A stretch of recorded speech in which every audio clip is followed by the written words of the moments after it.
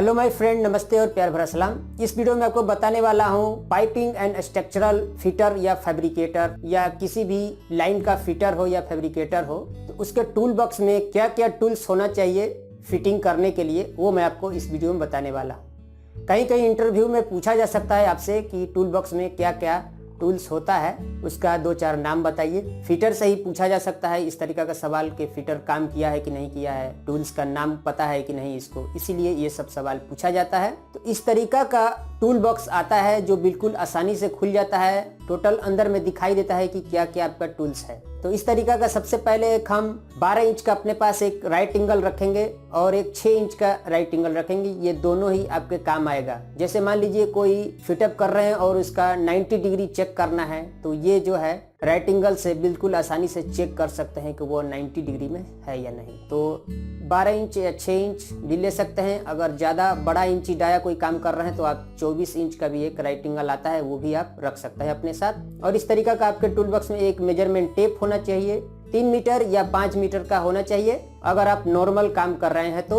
और नहीं तो अगर आप बड़ा साइज कोई काम कर रहे हैं, बड़ा इंची डाया में कोई काम कर रहे हैं, तो आप 30 मीटर या 50 मीटर का भी टेप अपने साथ रख सकते हैं, इस तरीका का मेजरमेंट टेप। इसके बाद इस तरीका का एक आपको स्पीड लेवल रखना है जिसका साइज 12 इंच ही आता है। अगर आप कोई बड़ा काम कर रहे हैं तो इसमें भी आपको 24 इंच का मिल जाएगा और बड़ा साइज भी मिलता है, लेकिन आपको मिनिमम यही वाला से काम हो जाएगा। 12 इंच का रखिए और उसमें देख लीजिए कि 3 लेवल चेक करने के लिए दिया है या नहीं। इस तरीका से अगर आपको हॉरिजॉन्टल चेक करना है तो आप ये वाला लेवल में चेक करेंगे।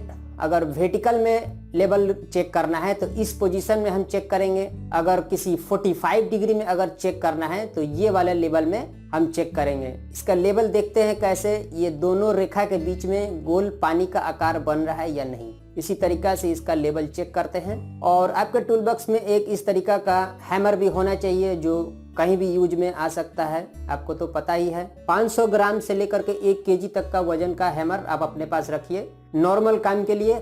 अगर इससे बड़ा इंची डाया में अगर कोई काम कर रहे हैं तो आप 2 किलो या 4-5 किलो का भी रख सकते हैं। और इस तरीका का एक अपने पास प्लम्प रखिए जो वर्टिकल लेवल देखने का काम आता है। कोई भी चीज सीधा है या नहीं देख सकते हैं, इसमें भी ये फोटो दिया गया है। और एक आपके पास इस तरीका का लाइन डोरी भी होना चाहिए जो सीधा रेखा को देखा जाता है। सीधे लाइन को अगर चेक करना है तो लाइन डोरी जो है काम में आता है। और इस तरीका का आपके टूल बॉक्स में एक फाइल भी होना चाहिए। हाफ राउंड फाइल रखिए, एक तरफ राउंड रहेगा और एक तरफ प्लेन रहेगा। जो कहीं भी पाइप हो या कोई भी चीज आप कटिंग कर रहे हैं तो उसमें बाबरी वगैरह हो जाता है तो उसको घिसने का काम आएगा आपके टूल बॉक्स में। ये सब होना चाहिए इस तरीका का 1-2 फाइल जो है। इस तरीका के एक आपके टूल बॉक्स में सेंटर पंच होता है जो मार्किंग करने के बाद कोई भी चीज हम मार्किंग करते हैं कटिंग करने के लिए तो उसमें सेंटर पॉइंट हम मार देते हैं ताकि मार्किंग मिट जाए तो सेंटर पंच हमारा दिखाई देता रहे। इस तरीका का टूल जो होता है, ये जो है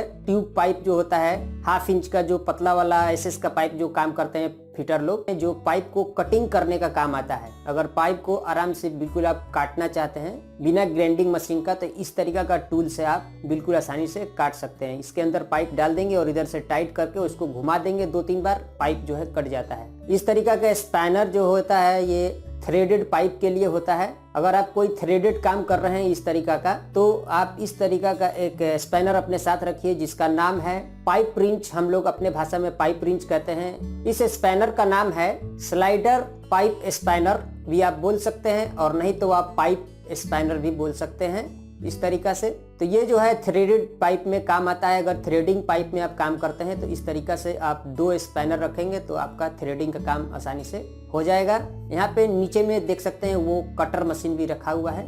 ये दोनों स्पैनर के नीचे जो रखा हुआ है ये 1/2 इंच का जो एसएस का पाइप होता है उसे कटिंग करने में काम आता है। इस तरीका का स्लाइडर स्पैनर भी आपका नॉर्मल काम के लिए आता है। अगर आप कोई नॉर्मल नट बोल्ट छोटा मोटा खोलना हो या टाइट करना हो तो इस तरीका का स्लाइड रिंच अपने टूल बॉक्स में रख सकते हैं। इसे स्लाइड स्पैनर भी बोल सकते हैं इंग्लिश में। और अगर मान लीजिए आप कोई बड़ा इंची डाया में काम कर रहे हैं और उसमें बड़ा बड़ा नट बोल्ट खोलना है, टाइट करने हैं, पाइपिंग हो या स्ट्रक्चरल हो या टैंक का काम हो, तो उसमें हैमरिंग बोल्ट वाला सिस्टम होता है, हैमरिंग पैना होता है। इस तरीका का हैमरिंग स्पैनर आता है जिसको हैमर से मार के खोला जाता है और टाइट किया जाता है। मशीन भी आता है बोल्ट टाइट करने वाला, वो भी आपको कहीं कहीं कंपनी में देखने को मिलेगा कि मशीन से बोल्ट को टाइट किया जाता है, तो वो भी सिस्टम रहता है। और नहीं तो नॉर्मली आप हैमरिंग स्पैनर भी रख सकते हैं। नॉर्मली अगर कोई छोटा मोटा मतलब कि खोलना हो या टाइट करना हो, अगर ज़्यादा बड़ा बोल्ट है तो वो सब मशीन से ही खोला जाता है और टाइट किया जाता है। तो इस तरीका का हैमरिंग स्पैनर और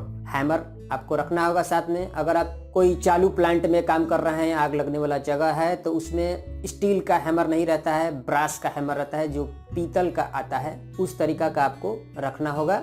इस तरीका का स्पैनर बहुत कम ही आपको काम में आएगा, जिसका नाम है एलेंकी, जो नट बोल्ट के अंदर घुस के ये खुलता है। आप बहुत देखे होंगे, कहीं भी आपको मिला होगा देखने के लिए। इस तरीका का भी आपको ये सब टूल्स आपके काम में आएगा। ये जो आप देख रहे हैं क्लैंप है, इस क्लैंप का जो आपका काम में आएगा, कहीं भी अगर आप कोई भी चीज़ फिटिंग कर रहे हैं तो उसको अगर पकड़ना हो दोनों चीज़ को एक साथ में चिपका करके, तो इस तरीका का क्लैंप आपका काम में आएगा। कारपेंटर का अगर आप काम कर रहे हैं तो इस तरीका का हैमर आपके काम में आ सकता है। इस तरीका का स्पैनर 2-4 अपने टूल बॉक्स में भी रखना पड़ता है। कोई अगर आपको नट बोल्ट खोलना हो या कसना हो, 2-3 स्पैनर अपना रखेंगे साथ में, जो ज़्यादा ज़रूरत पड़ता है। तो इसे इधर जो आप देख रहे हैं, जो खुला वाला जो मुंह है, उसे डी स्पैनर कहते हैं। अगर इस तरीका का स्पैनर है, तो अगर ये गोल टाइप का है दोनों साइड में, तो उसे रिंग स्पैनर कहते हैं। अगर ये एक स्पैनर में एक तरफ रिंग है और एक तरफ डी है, तो इसको हम कहेंगे डी एंड रिंग स्पैनर। और ये गोटी स्पैनर कहते हैं। कोई इसे फिक्स स्पैनर भी बोलते हैं, लेकिन आप गोटी स्पैनर भी इसे बोल सकते हैं। और इस तरीका का जो आप स्पैनर देखते हैं, ग्राइंडिंग मशीन में व्हील को खोलना हो या टाइट करना हो, तो उसमें ये काम आता है। तो ये सब आपको अपने टूल बॉक्स में मिनिमम चीज रखना पड़ता है आपको। और भी कुछ बहुत सारा चीज आता है। अगर आप फील्ड में किसी तरीका का और काम कर रहे हैं आप, तो वाटर लेवल भी आपको अपने साथ रखना होगा। जो रबड़ का पाइप का आता है, जो पानी भर के और उसको चेक किया जाता है, वो भी अपने साथ रखेंगे। वो भी कहीं पे आपको काम आ सकता है। और अपने साथ एक लाइन डोरी, तो मैं बता ही दिया हूँ कि अपने साथ एक लाइन डोरी रखना है, जो सीधा लाइन देखने का काम आता है। एक मार्कर रखिए जॉइंट नंबर वगैरह लिखने के लिए, और मार्किंग करने के लिए, कटिंग वगैरह करने के लिए चौक या पेंसिल अपने साथ रखेंगे टूल बॉक्स में।